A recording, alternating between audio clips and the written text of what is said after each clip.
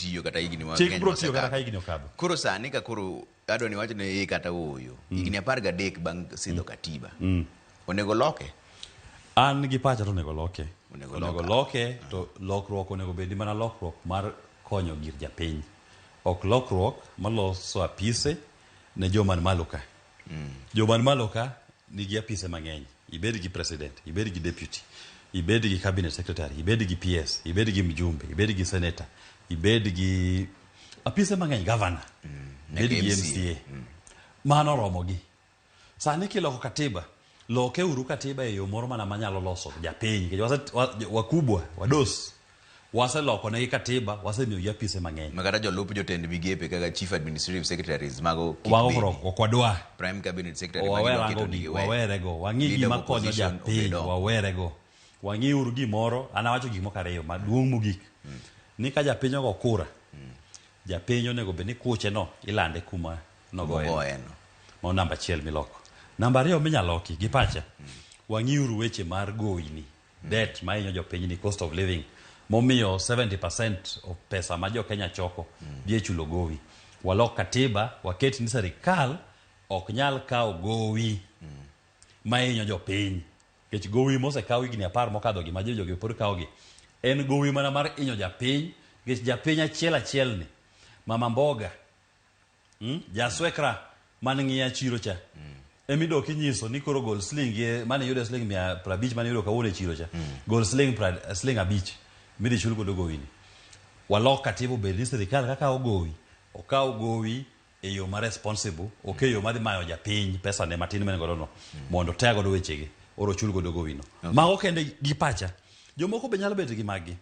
Ginyalo mede meg gini. To an gi pacha kuma neno kapo ni wamulo katiba, wamule mane weche ariyo go kende. To be onego pogi kendo mopogore opogore nikech ng'ano no ka Laban ne okod ka ni sani lobby groups mopogore opogore mawuok e piny onagi wacho ni gidwaro secession kata pogruok kod piny mar Kenya. To nitiere be paro moro ni koso onego med counties, koso onego med constituencies, mano be gimo onego timre. An gi pacha to counties ok onego medi. Counties ki medo mang'eny nyiso ni dhi loso gik moko mathiso makata economically ok gin viable. Ok nyal tiyo tijigi malong'o. Wach mar secession ni to gi pacha. Yeni joma wacho wach mar secession gi gin joma gi respond ne gima osetimore negi. Ni samigo kura to chal ma kuchni ok kwan. Kuchi onge meaning. Omiyo ng'ato wacho ni ka koro obedi osechopo kuma kura na ok nyal ng'i wachne. To kata weura dhi amany piny nam kenda. To koro kwaloko katiba bwa ng'iyo ni kuch ng'ane ni ibro kwanega.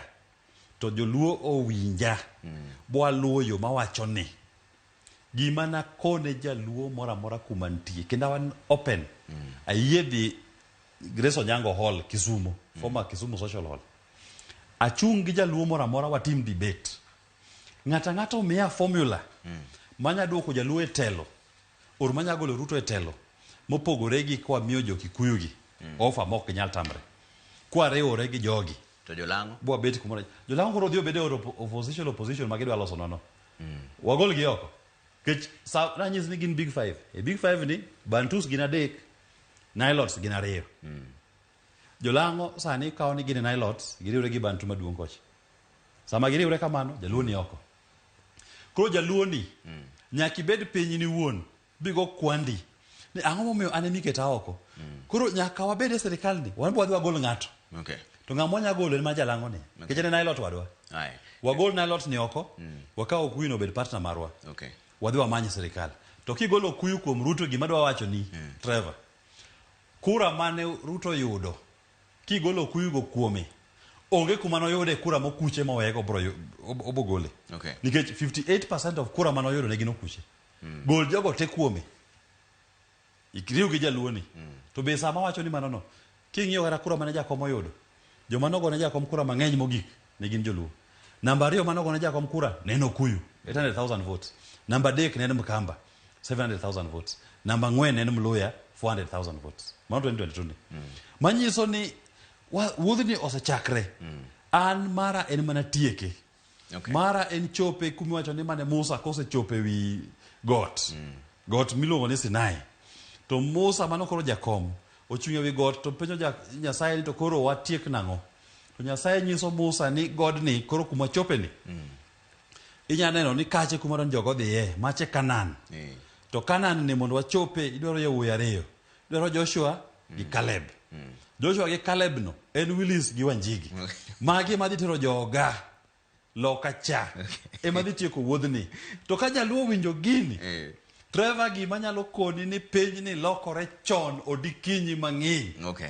Kakoro jaluo gi Jakikuyu oserure, Wanjigi omako koni, Willis omako koni, Jakom to gwedhowa. Wadhi manyo piny. Watieko gini. To koro wach mar mibadhi, koro wuoyi ni